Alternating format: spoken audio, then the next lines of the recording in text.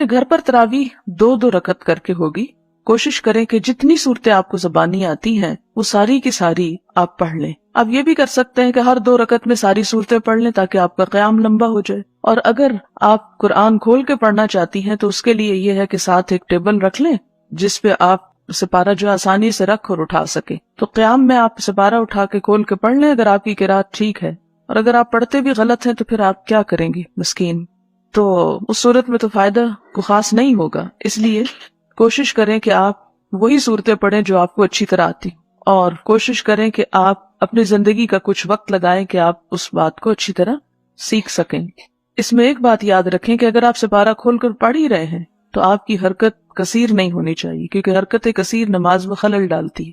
حرکت کثیر کا مطلب ہے یہ نہیں کہ آپ اس کو کھول کے کھڑے ہو جائیں، پھر ایک ورقہ آگے پلٹیں، پھر پیچھے پلٹیں، پھر آپ ادھر ادھر دیکھیں، پھر آپ بند کر کے رکھیں. یہ چیزیں جو ہیں یہ درست نہیں. نماز کا اپنا خشوع و خضوع اور نماز کا اپنا احترام جو ہے وہ باقی رہے گا.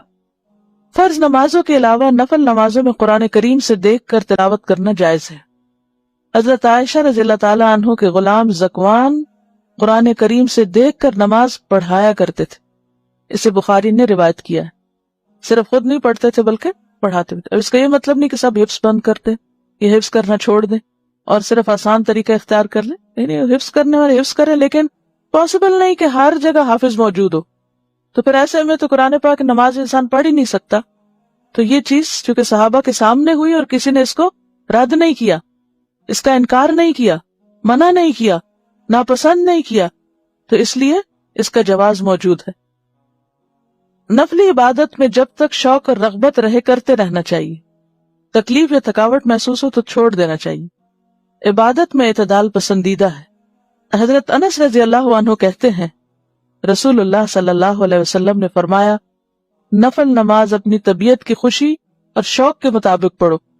جب طبیعت تھک جائے تو بیٹھ جاؤ، یعنی پھر بیٹھ کے بھی پڑھ سکتے ہیں یا پھر تھوڑا بریک بھی لے سکتے ہیں. اسے بخاری اور مسلم نے روایت کیا.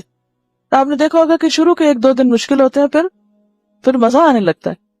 حضرت عائشہ رضی اللہ تعالی عنہا کہتی ہیں رسول اللہ صلی اللہ علیہ وسلم نے فرمایا، اپنی ہمت کے مطابق عبادت کرو، اللہ تعالیٰ اجر دیتے کبھی نہیں تھکتے جبکہ تم عبادت کرتے تھک جاتے ہو. اسے بخاری اور مسلم نے روایت کیا. یعنی جو کام شروع کرو پھر اس کو نبھاتے بھی جاؤ. ایسا نہیں کہ کبھی تو بہت زیادہ کر لیا اور کبھی بالکل بھی نہ کیا. فرض نمازیں بھی چھوڑ دی رمضان کے بعد.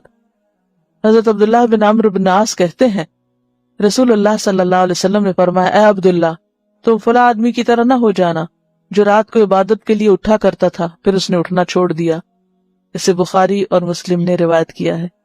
یعنی خواہ تھوڑی عبادت ہو لیکن کیا پسندیدہ ہے؟ مستقل مزاجی کے ساتھ.